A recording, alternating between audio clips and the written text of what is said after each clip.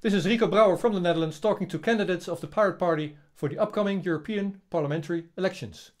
And my guest is Mattias Bjärnemalm from Sweden. Hi. Welcome. Thanks. So this interview is for our listeners from Sweden to get to know you as a candidate, and for pirates from other countries to learn what's going on with the elections in your country. So to start off with, how would you introduce yourself, your profession and your political experience? Well, so my name is Mattias Bjärnemalm, but I'm usually called Mob by everyone because it's much shorter, and apparently some people have problem with pronouncing Bjärnemalm. Anyways, so I'm active with the Swedish Pirate Party. I've been active since more or less the beginning in 2006, and for the last little bit over 7 years, almost 8 years, I've been working in the European Parliament. First as head of office for one of our Swedish members, and then I helped with the transition when Julia Reda got elected, and since then I'm working as an advisor in digital policy for the group where we're currently in. All right. So are you currently in Brussels then, or in Sweden? Well, currently I'm in Sweden. I'm on unpaid leave for the elections. Okay. So I'm back in Sweden rallying the troops. Okay, so everybody will probably know where Sweden is, but how would you describe what's going on in your country in the perspective of these upcoming elections? Well, we're having a very brief election campaign. We had the problem with forming a government that took a couple of months, which meant that up until end of February, everyone was totally focusing on that. And then only after that, people suddenly realized that there's a European Parliament elections coming up. So we're having a fairly short election period.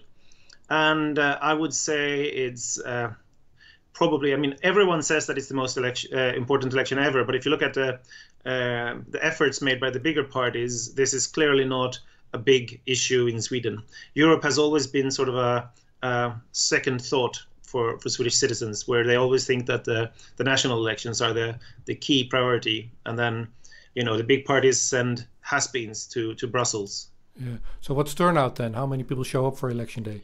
I think we had the best results ever last time, and it was roughly about 50%. Okay.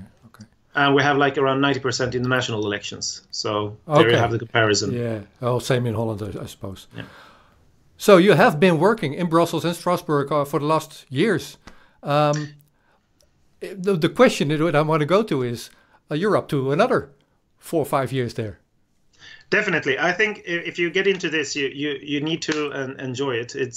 I mean, the Pirates, as a small political force, we're sort of avant-garde when it comes to policies. So that means that once you get into the European Parliament, you have to basically brace yourself for being voted down quite a lot. Most of the older parties aren't really ready for our ideas.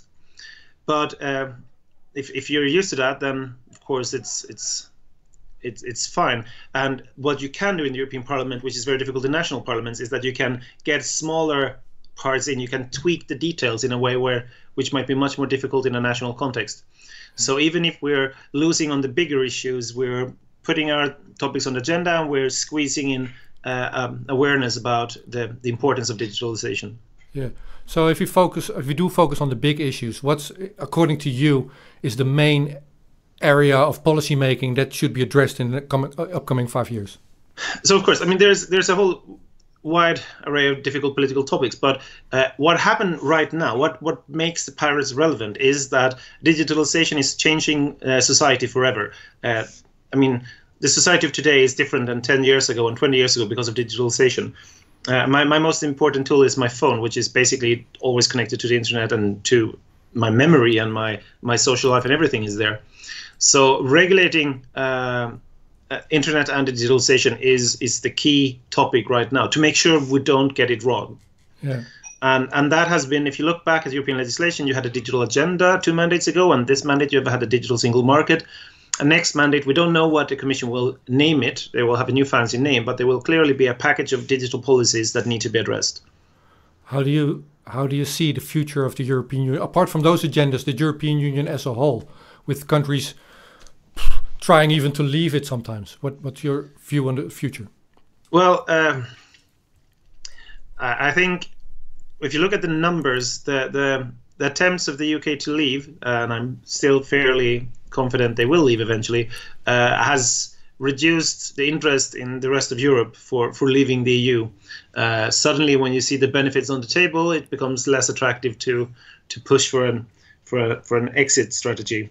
But that is as important as it is. Membership questions is a very secondary nature for the European Parliament that is mainly handled by the Council. So whether there will be, I mean, what we see up ahead is a few former Yugoslavian countries trying to join during the next mandate. That's the only shift in memberships that we can predict.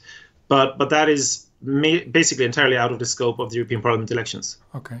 So you have been in the European Parliament or working at Julia Reda's staff over the last couple. No, I'm working as a policy advisor for the group, so I'm not working in her office. Oh, thank you for clearing that up. So when she got elected, I worked for her for a couple of months, setting up her team and setting up her office. And then after that, I got recruited by the group to work with digital policies for the entire group. Excellent. But that is sort of an arrangement between the Pirates and the group. Okay, thanks for clearing that up. You will be full out pirate for Sweden then, though, the next time around. Oh yeah, definitely. So I'm running for the Swedish Pirate Party, and currently I'm on leave from work, so I can focus on the campaign.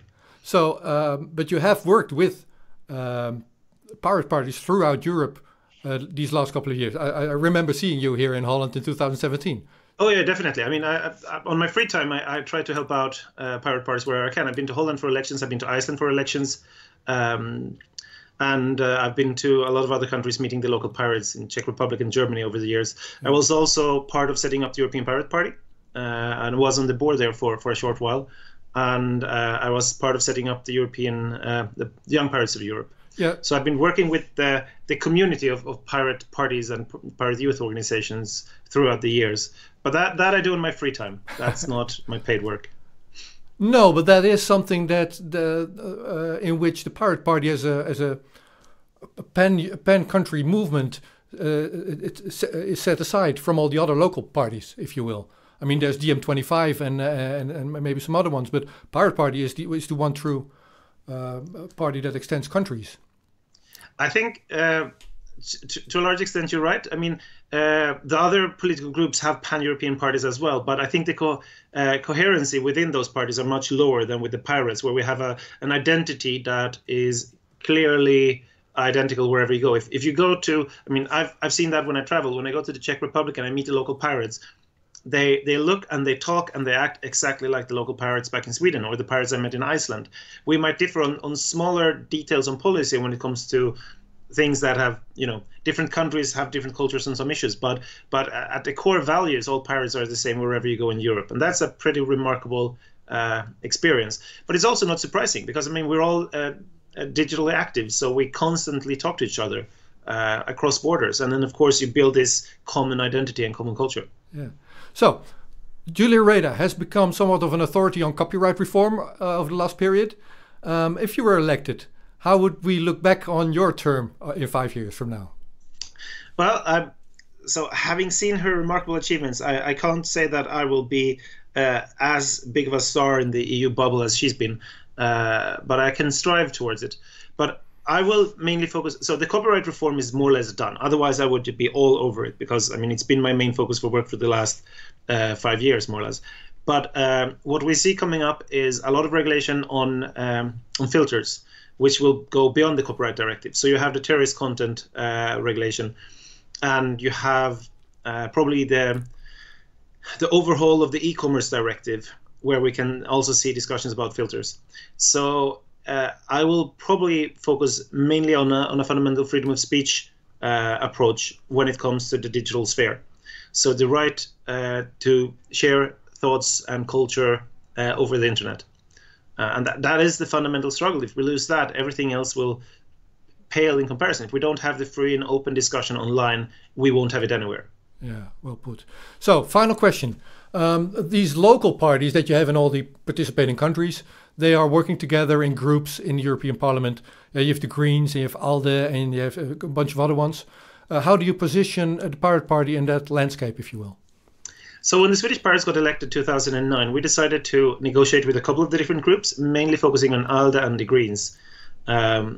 And we back then decided that the Greens were the best platform for us to push for our agenda. And then when Julia got elected 5 years ago, we negotiated with the Greens and with ALDE, but also with GUE. And she also came to the conclusion that the Greens served the best purpose at the time. We will do the same now, but the difference is that for the first time we expect to have pirate parties from multiple countries elected.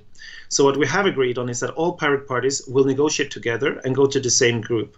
But which group we will go to will depend on those negotiations. So it's impossible to say that before the elections, because it entirely depends on which other parties are in the different groups. And even if there will be new groups formed, that might be relevant for us to look at. Yeah. So there's no commitment for the European Pirates to belong to any specific group of the currently existing groups. But there is a commitment to go together, all European Pirates as one. Excellent. All right, so excellent. Any last remarks that you want to give to pirates all through European Union or pirates in Sweden? Well, I would want to address this to all the pirates that aren't in Sweden. Look at the pirates in the countries where we're running and see how you can help. There's tons of way of pushing our topics and raising awareness around candidates and in other countries than your own, or you can come visit us and help us on the ground. I mean, we can easily find couch surfing for people arriving to Sweden who want to help out with elections. So if you want to get involved and there's not a pirate party in your own country running, just get in touch with us that are running, and we will help. Well, and we will help you help us. Excellent. So thank you so much, Mattias Bjärnemalm from Sweden. This video and other videos will be up on a website called European-pirateparty.eu. Thanks for this talk and good luck in your elections. Thanks. Take care.